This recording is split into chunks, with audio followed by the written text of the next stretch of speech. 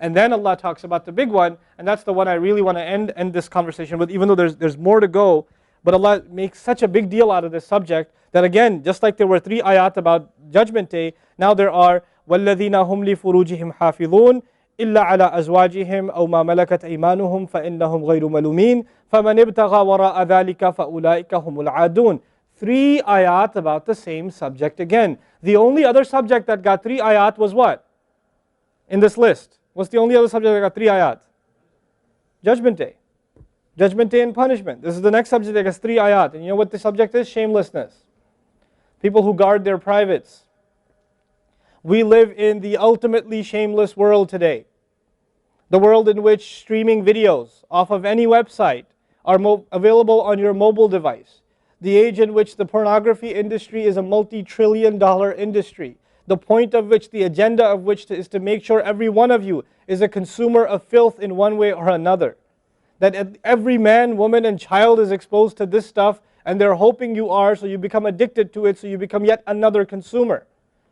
This is the gift of pornography to society. It's creating people, turning people into animals and perverts. And some of you, unfortunately, have that addiction. And you're watching this stuff online. And you're watching it and saving it on your apps and your mobile devices. And you don't feel bad about it anymore. You've justified it to yourself. And you feel bad about it once in a while, but you go back to it. And as a result, you think, oh, well, at least I'm not hurting anybody. At least I'm not doing it to anybody else. I'm just watching this stuff. It's okay. But you know what's happening to you? Inside, your soul is being just gutted. You have no soul left inside of you. So your prayers are empty and you can't even shed a tear in your salat because your heart is so devoid of the fear of Allah because of the filth you've been watching all this time. It's turned you from a human being into an animal. So you can't even look. A woman passes by and you see a piece of flesh walking by. You don't see a human being walking by that deserves respect. You check everybody out and everything out. You're constantly gawking and staring. You have a hard time putting your eyes down. When you're on the subway, when you're on campus, when you're at work, you're walking down the street, you just can't help it. You see a billboard, you take a second look, you see a third look. You don't miss any opportunity to just to violate your soul with your eyes. You're addicted completely. And then you say, brother, how do I get khushu' and salat? What world are you living in? What world are you living in? Ayyuhal ikhwa, my brothers, specifically my brothers. And I know some sisters have this issue too. It's a sad reality. This is a war. This is a war. This is more dangerous than any military war. This is the war that's destroying our souls. It's making its way into our homes. It's making its way, if I want to protect my children from this stuff as much as possible. But when my child goes to school, and it doesn't matter if it's Islamic school, there's a very high statistical likelihood that someone, a friend, with their iPod, with their mobile device, will say, hey, look at this. It's a very realistic, a thing nowadays. It's not far-fetched. And so I have to prepare my children for the filthy world that they're going to be brought up in. And there's no escape from this stuff anymore. There isn't. It's everywhere. It is everywhere. You have Islamic lectures followed up by, those YouTube puts those follow-up clips, and something will be filthy. Something will have to be filthy. And I don't think that's by accident. I'm not much of a conspiracy theorist, but I don't think that stuff is an accident. And what happens to you guys is you watch a video, you see something filthy, you click it, you click something else, and you end up watching disgusting things. That's what happens to you. وَالَّذِينَ هُمْ لِفُرُوجِهِمْ حَافِظُونَ. Especially when it comes to their privates, they guard them. They guard their shame. Brother, what's the solution? Should I get married? Like the guy who asked the other day, how can I get married right now? No, guys, the solution is not marriage. Because if you're a pervert, then you're going to be a pervert after marriage too. If you have no shame now, you will have no shame after marriage. Honestly. You think marriage is going to end your problems? No. Your problem isn't marriage. Your problem is spiritual in nature. Your problem is psychological in nature. You need help. You need to stop this. You need to stop hurting yourself like this. You will have nothing, there'll be nothing left inside you. I just had an email from a teenager who's addicted to pornography, an anonymous email, 14, 15-year-old teenager. Says, I want to kill myself. I can't stop. I've been watching it since I was 11. My parents don't know. I read this stuff and I cry because he's not one. There's millions of Muslim kids like this. Millions. Millions of them. We have to help these people. We have to do whatever we can. And we don't have the trillions of dollars of advertising to counter that.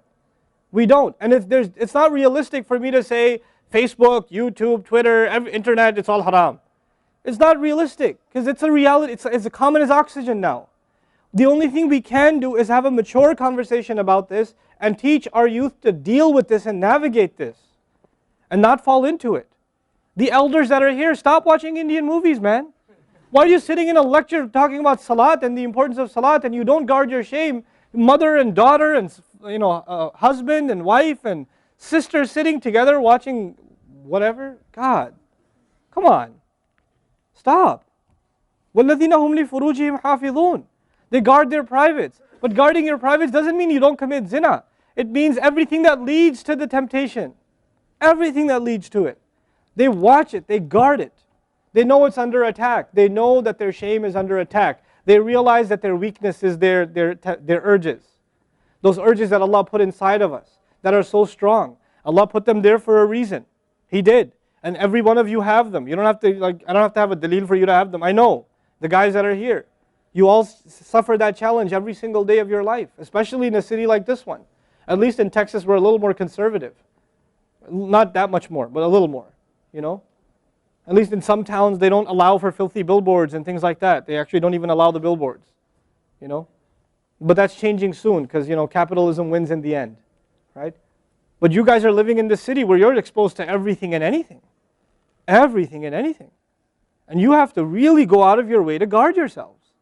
This passage is not about high goals. This is about the bare minimum. I told you that, right? This is the bare minimum, folks. The bare minimum is we guard ourselves from shamelessness. We wage a war within ourselves against that tendency. And I know some of you have tried to quit before and you go back. And you've tried to quit before and you go back again. And you go back again. And you keep falling into that trap. I know some of you have done that. And you're struggling with it. But don't give up on yourself. Don't give up on yourself. And whatever it takes, if you just don't be alone. Don't be by yourself. Be with good friends. Be outside. Study somewhere else. Go to the library and study. Go somewhere where other people are around. Because when you're by yourself, shaitan gets you. And if the fear of Allah isn't enough for you, at least the fear of other people will work for you. At least something's better than nothing. For those, I've said this in other talks before, for the parents here, if you have a computer in the house, please don't make it a laptop. Have a desktop in the house with a really big monitor. Get the biggest monitor you can find. Honest to God, and make sure your computer is in the kitchen or in the dining room. Don't put it in the living room. Don't put it in the kids' room. Don't put it in your bedroom. Put it in the dining room, facing the public. You want to do homework, do it over there. Though you can't move the monitor this way or that way. It's facing everybody. That's how you should have it. This stuff, we have to take these precautions. Don't give your 11-year-old a smartphone. What were you thinking? That's not very smart. Don't give them a smartphone. Why am I seeing kids in Islamic school, 5th graders, with iPhones? iPhone 5s. I don't have an iPhone 5. Why do you have an iPhone 5? With 4G, you know how dangerous that stuff is?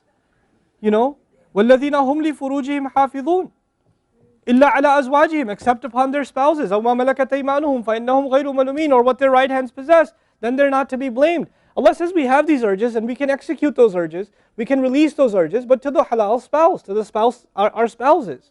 But outside of that, we can't. And by the way, when people get addicted to this sort of thing, and they get accustomed to it, or they get over and overly exposed to it, they have miserable marriages. Their marriages start falling apart. They have this virtual idea of what pleasure means, and they don't find pleasure in their spouse anymore. And there's great fitna that comes into the family. It destroys homes. Muslim homes. That's what's happening in our world today.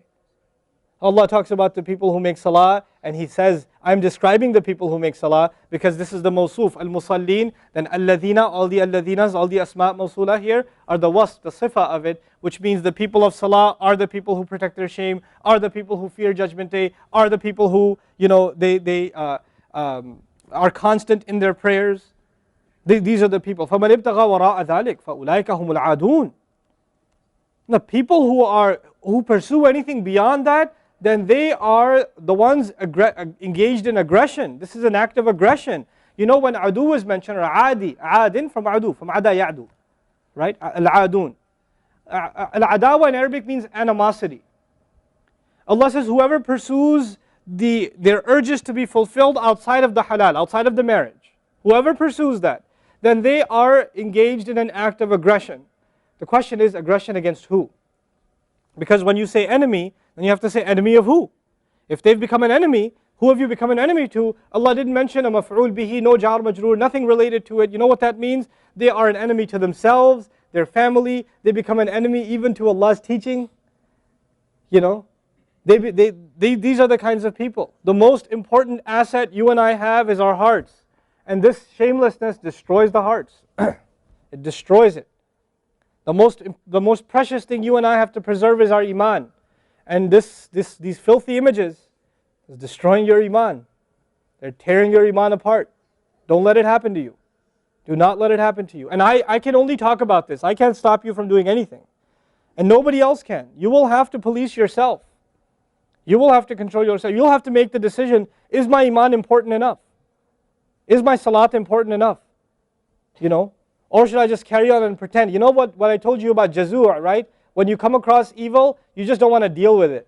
You just ignore it. There's a lot of people like that. They hear this stuff and they don't deal with it. They just ignore it. And you're jazur. Then you're not from the musallin. Illa al-musallin. If you don't be from the people of jazur, from the jazur'een. Don't be from them. The people who just leave it. They don't even deal with their problem. They run from it. And they cave in every time. And they're reactionary. And that's the beautiful thing about the beginning of this passage. Halua, reactionary. Usually we react to temptation. You react to an image and it leads you to a site, which leads you to something else, which leads you to something else. You're constantly reacting to things. You're supposed to learn to have the right reaction, and the right reaction comes when we become people of salah.